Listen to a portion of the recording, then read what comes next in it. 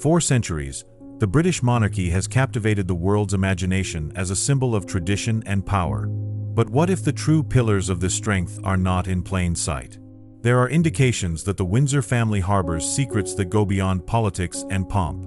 Ties to secret societies like Freemasonry, enigmatic rituals carried out in secluded castles, and deaths shrouded in mystery raise a disturbing question. How far would royalty go to protect its influence? In this case, we will uncover the mysteries that connect the monarchy to global control, expose the hidden symbolism behind its ceremonies, and delve into dark stories that continue to provoke unanswered questions. What is the true power of the crown? The relationship between the British monarchy and Freemasonry is not merely a detail of historical curiosity. It is a profound connection that has influenced crucial decisions and shaped the very foundation of power.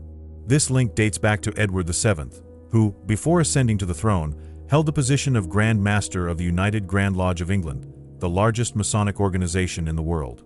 During his tenure, Edward VII used his position to strengthen political and social alliances during a time of significant change in the British Empire. This connection, far from being an anomaly, has been maintained over time. The Duke of Kent, a cousin of Queen Elizabeth II, currently holds the same position of Grand Master. His leadership in one of the most influential organizations in the world suggests that the relationship between royalty and Freemasonry remains active and strategic, linking the monarchy to a global network of powerful political, economic, and cultural leaders. Freemasonry, often described as a philanthropic and fraternal society, has a controversial history. Historical records indicate that it played a central role in the formation of governments and the strengthening of financial institutions. By aligning with Freemasonry, the British monarchy found not only a support network but also an effective tool for influencing global decisions discreetly. The Masonic symbols present in structures associated with royalty are also noteworthy. Windsor Castle, for instance, features ornaments that reference the compass and square, essential symbols of Freemasonry. While these elements could be interpreted as decorative coincidences, the repetition of such motifs in royal properties suggests a symbolic and deliberate connection. During World War II, Masonic influence was widely documented. Historical reports show that discreet meetings among Masonic leaders aided in coordinating efforts among the Allies. The involvement of members of the monarchy in some of these discussions strengthens the hypothesis that the royal family used Freemasonry to protect not only its political position, but also the fate of the British Empire during one of the most turbulent periods in history. Another intriguing aspect is the relationship between Freemasonry and the Church of England, of which Queen Elizabeth II was the supreme head. The interaction between these two institutions, seemingly divergent in their spiritual and philosophical foundations, raises questions about how the monarchy balanced these influences in its pursuit of power and stability. Historians suggest that Freemasonry, with its roots in esoteric philosophies, complemented the crown's spiritual authority, providing a means of control that went beyond religious dominion. Furthermore, the expansion of Freemasonry in the United States has direct ties to the British monarchy. Many of the founding fathers of the American nation were Freemasons inspired by principles developed in Europe, many of which had indirect connections to royalty. This not only highlights the global influence of Freemasonry, but also underscores how the monarchy may have played a strategic role in forming power networks beyond its direct borders. Masonic rituals, often conducted in secrecy, reinforce bonds of loyalty and protection among members. For royalty who participate in these ceremonies, these oaths are not merely symbolic. They have been interpreted as pacts of mutual preservation, ensuring that the power of the crown and the order remains unshaken. A curious fact is that British Freemasons have a unique tradition called the Royal Oath. This ritual, exclusive to members of the monarchy, reinforces the connection between royalty and Freemasonry on a spiritual level. Although the exact details remain confidential, researchers assert that this oath seals an unbreakable commitment between the parties. The connections between Freemasonry and the monarchy extend to the present day. The Duke of Kent is often seen at Masonic events, reinforcing his position as a bridge between royalty and this global organization. Although he rarely speaks about his role, his ongoing presence serves as a reminder that this relationship remains active and highly relevant. Over the centuries, Freemasonry has solidified itself as an essential tool for the British monarchy, offering a discreet channel to forge alliances and preserve its authority. While many details of this relationship remain hidden, The known facts are enough to suggest that Masonic influence plays a significant role in maintaining royal power. By understanding the historical impact of this connection, it becomes clear that the British monarchy is not merely a relic of the past. Its power is sustained by networks of influence that operate quietly, often beyond the reach of public scrutiny. In the secluded hills of Scotland, far from the public eye and cameras, Balmoral Castle is not merely a private retreat for the British monarchy but also one of the most enigmatic sites in modern history. Acquired by Queen Victoria in 1852, the castle is widely known as the royal family's favorite getaway. However, its isolation and reports of unusual activities have turned Balmoral into a focal point of speculation. The first striking element is the absolute privacy surrounding the castle.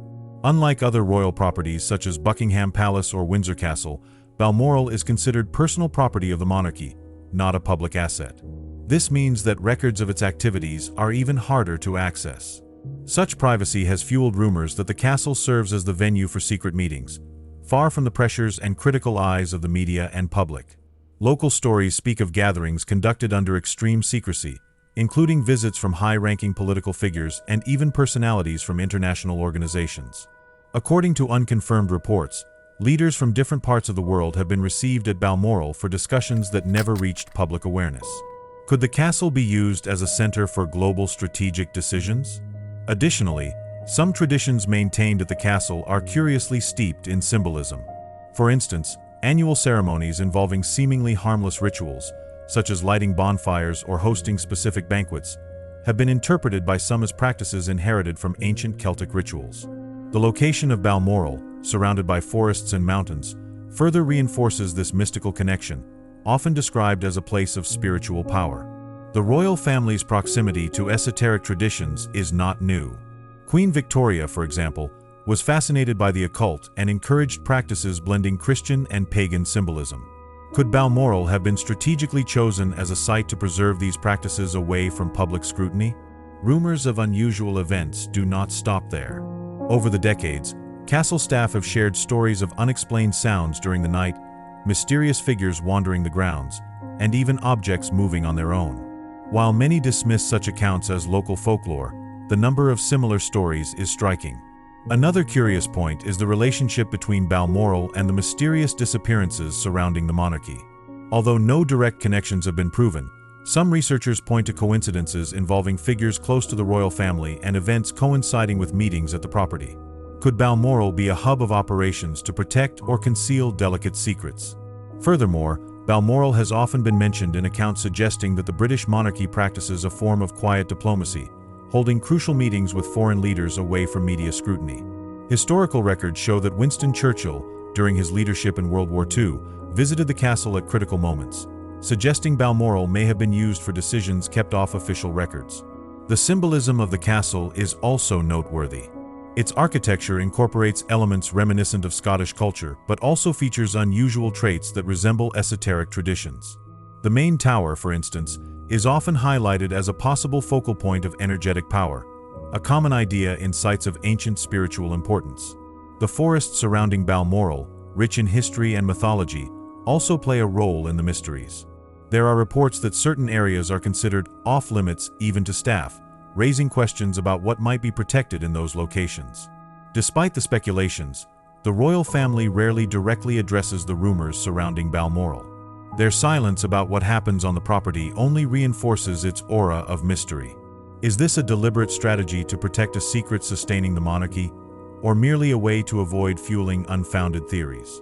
The royal family's emotional connection to Balmoral is clear. Queen Elizabeth II, for example, spent long periods at the castle, describing it as the place where she felt most free. This personal connection might simply reflect the sentimental value of the location, or could there be something deeper we have yet to understand? Although many of the stories about Balmoral remain speculation, one thing is certain: the castle symbolizes much more than a simple family retreat. It is a place steeped in history, tradition, and, above all, mystery. What truly happens behind Balmoral's walls? We may never know. But one thing is clear: the secrets it holds are as enduring as the stones of its towering walls. The British monarchy is one of the most protected and influential institutions in the world, yet its history is also shrouded in tragedies and events that raise unsettling questions. Among the most emblematic episodes is the death of Princess Diana, one of the most discussed and controversial events of the 20th century. Officially attributed to a car accident in Paris, many theories suggest Diana was the victim of a conspiracy to silence her, as her actions and public statements threatened to expose royal secrets. This was not the only death associated with the monarchy that generated questions. Decades earlier, another figure connected to the crown, John Profumo, Secretary of State for War, was embroiled in a scandal that effectively erased his relevance in royal circles. Although his death was natural, the case highlighted how far the monarchy and its political allies could go to protect their image and interests. The question that intrigues historians and theorists is, are these tragedies coincidences or part of a larger pattern? When we examine strategic silencing, it becomes evident that public figures close to the monarchy who threaten the status quo often face consequences. In some cases, these consequences were social, such as ostracism and the destruction of reputations. In others, they were definitive. One of the most disconcerting aspects of these stories is the connection between the monarchy and practices many believe to be ritualistic. While most reports of sacrifices are based on theories and speculation, historical documents indicate that ancient monarchies used rituals to reinforce their spiritual legitimacy. Could remnants of these ancestral practices have been adapted or secretly maintained by the British royal family? Balmoral Castle, already noted as a site of mystery, frequently appears in these accounts. For centuries, secluded locations like Balmoral have been associated with activities hidden from the public eye. Witnesses and historians point to curious patterns in events involving public figures who visited the property and subsequently faced dramatic upheavals in their lives. The death of Diana brought these discussions to the forefront like never before. Diana was a figure who eluded the strict control of the royal family, and her interviews revealed disturbing secrets about the monarchy's internal dynamics. In 1995, she famously stated that there were 3 people in her marriage, referring to the relationship between then Prince Charles and Camilla Parker Bowles. These revelations, along with her humanitarian involvement and closeness to figures outside the aristocracy, created tensions that seemed untenable. The circumstances surrounding her death remain the subject of investigations and theories. Some argue the accident was an unfortunate series of events, while others suggest that the road conditions and lack of immediate medical support point to something far more calculated. Alternative reports indicate the involvement of external forces, some possibly connected to the monarchy itself. Beyond Diana, other deaths of individuals associated with the royal family have also raised questions. For example, the case of Lord Mountbatten, assassinated in a bombing in 1979, is frequently revisited by theorists. While attributed to the IRA, Irish Republican Army, some believe Mountbatten's death was more than a political tragedy and may be linked to secrets he held about the crown.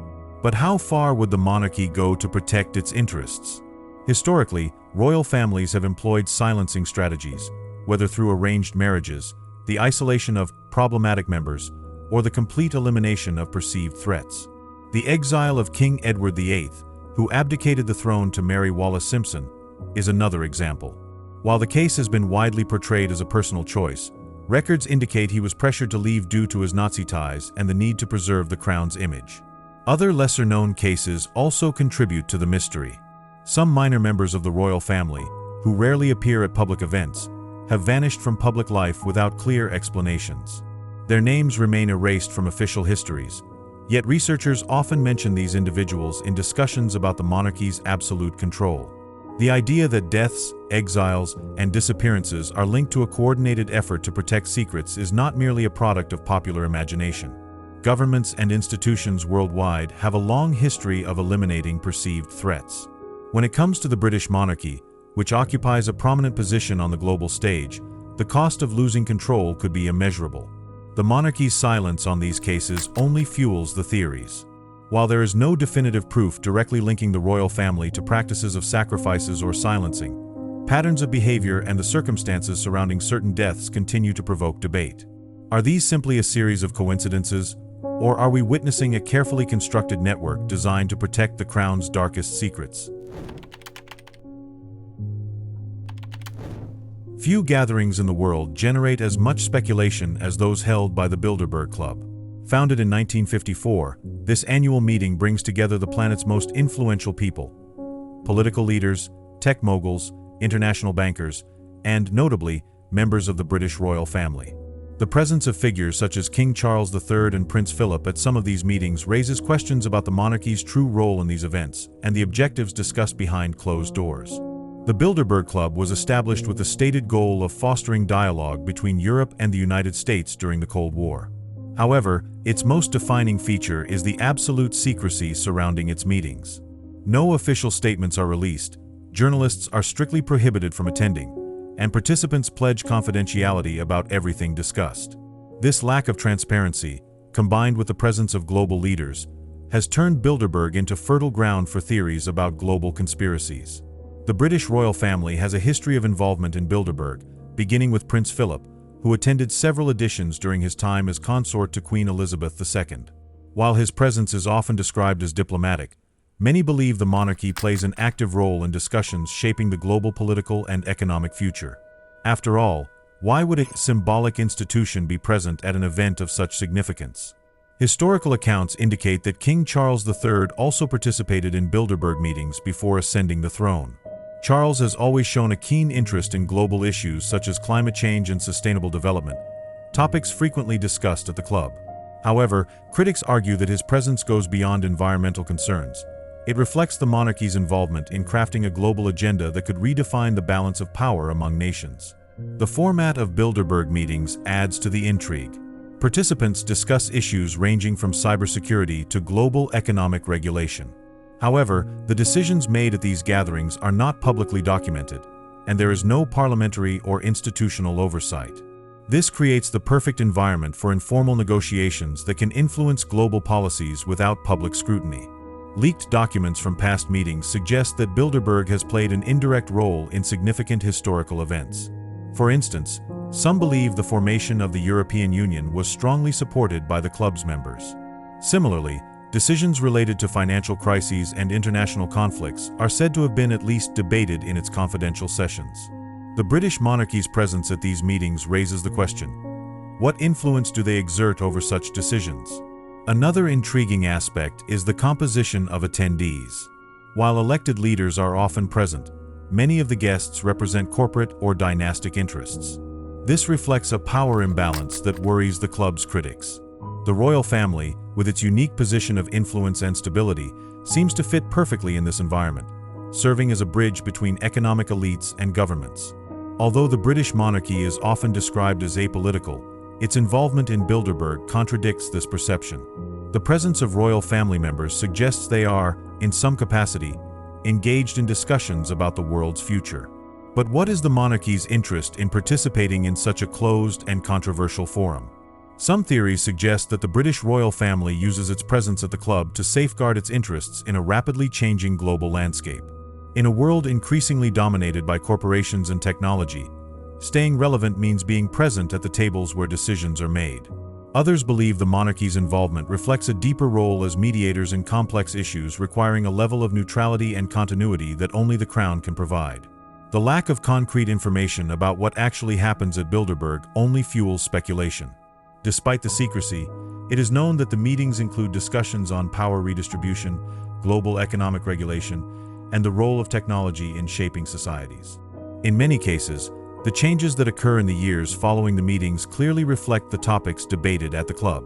Some critics point out that the British monarchy is an institution that transcends generations, allowing its members to play a consistent role in an increasingly unstable political world. Their presence at Bilderberg could be seen as a way to preserve this role, ensuring the crown remains a relevant force in a global landscape dominated by rapid changes and uncertainties. Another point of discussion is the relationship between Bilderberg and other global organizations, such as the World Economic Forum. Many participants attend both events, and there is significant overlap in the agendas discussed. The British monarchy, through its participation, appears to act as a link between these institutions, connecting corporate, political, and social interests on a level few others can achieve. While Bilderberg meetings are often criticized as undemocratic, supporters argue that the club provides a unique space for candid and informal discussions. For the monarchy, this could represent an invaluable opportunity to understand and influence the future while remaining relevant in a world where politics and economics are increasingly interconnected. However, the big question remains: To what extent is the British monarchy involved in the decisions made at Bilderberg? Are they merely passive observers, or do they play an active role in shaping a global agenda? The presence of royalty at Bilderberg is a reminder that, while the monarchy is often viewed as a symbolic and traditional institution, it remains deeply intertwined with the centers of power in the modern world. Among all the events associated with the British monarchy, the coronation ceremony is perhaps the most emblematic. Held at Westminster Abbey, it blends centuries of tradition with symbolism rooted in ancient practices. For many, it is a spectacle of historical continuity and Christian legitimacy. Yet, for others, its rituals echo older and more complex mysteries, revealing a less evident side of the monarchy. The coronation is a ceremony of multiple meanings. Its spiritual centerpiece lies in the act of anointing, where the monarch is consecrated with sacred oil, a gesture that harks back to biblical traditions of crowning kings as divine representatives on earth. This act, performed away from public view, reinforces the sacred aura surrounding the monarch. However, researchers argue that this practice also has roots in pagan rituals, where oil was used as a means of consecration to deities or spiritual forces. Another crucial element of the ceremony is the use of regalia, the symbolic objects that include the crown, scepter, and orb. Each of these items carries profound meaning. The scepter, for instance, represents earthly authority, while the orb symbolizes the divine connection to the world. Historical and esoteric analyses suggest that these items are not merely emblems of political power, but also channels of spiritual energy. The St. Edward's crown, worn during the ceremony's pinnacle moment, is another fascinating artifact.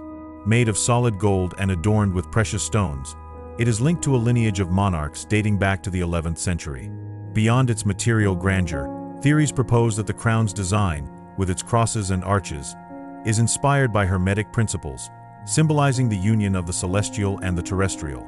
The Stone of Destiny, or Stone of Scone, is another element shrouded in speculation. This relic, incorporated into the throne used during the coronation, has a history steeped in Celtic myths and is regarded by many as an object of great spiritual power.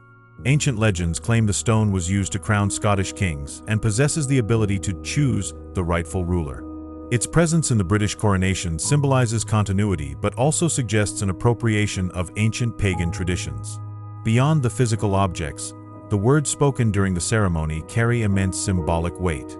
The coronation oath, for example, is not just a political commitment but also a spiritual one. The monarch vows to uphold the faith and protect the people's interests, but many believe these words conceal an esoteric dimension, binding the king or queen to a lineage of power that transcends the physical realm.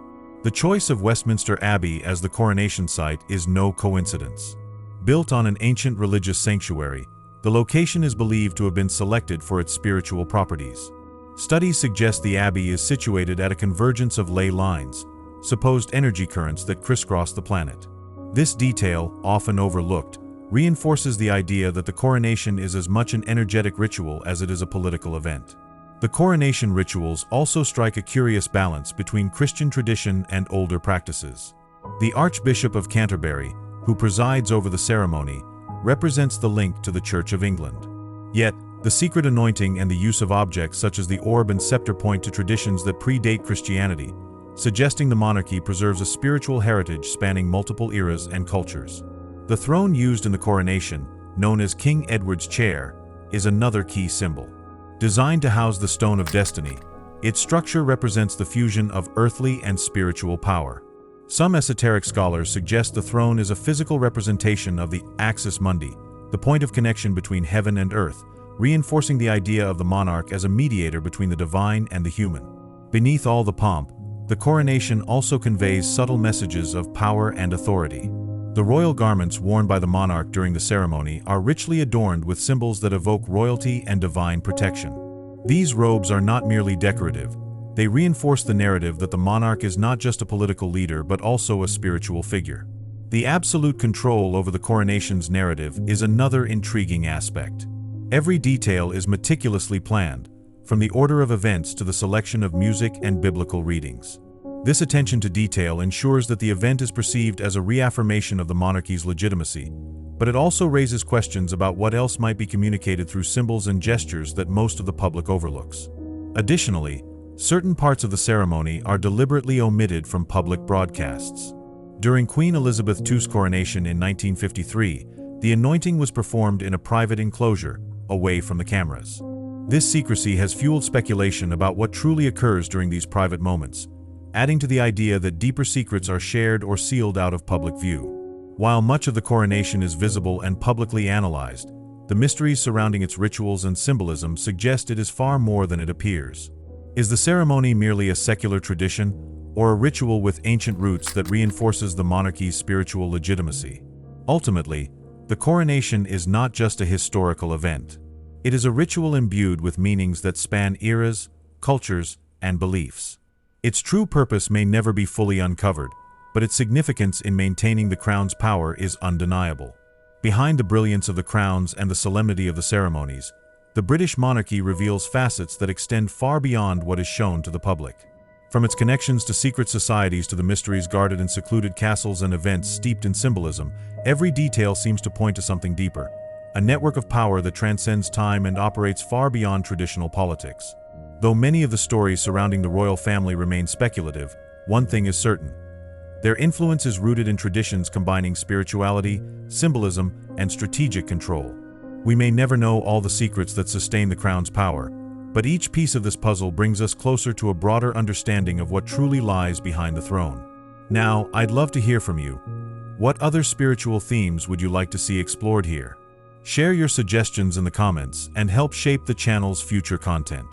If you're interested in delving deeper into spirituality, I've selected some videos filled with profound knowledge and fascinating discoveries just for you. Click on one to begin. Don't forget to subscribe to the channel to continue this journey of self-discovery and spiritual learning. Your commitment to knowledge is the first step toward transforming your reality.